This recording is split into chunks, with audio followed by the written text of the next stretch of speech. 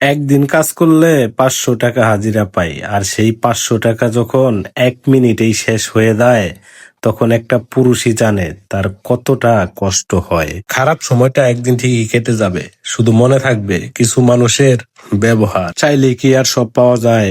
ভাগ্য তো আর কবিতা নয় যে নিজের হাতে সবকিছু লেখা যায়। ভাগ্যটা শুধু মানিয়ে নিতেই গেল।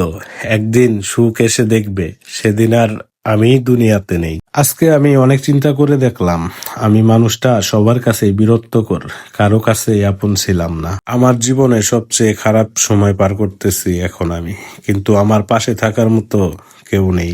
মানুষ আপন সাজে, তবে কেউই আপন হয় না। বারবার প্রমাণ পাচ্ছি, তারপরেও আমার শিক্ষা হচ্ছে না। পৃথিবীতে কেউই আপন হয় না। মানুষ তখনই কথা বলতে আসে যখন তার সময় কাটে না। নিজেকে আর কখনো কারো কাছে প্রকাশ করব না।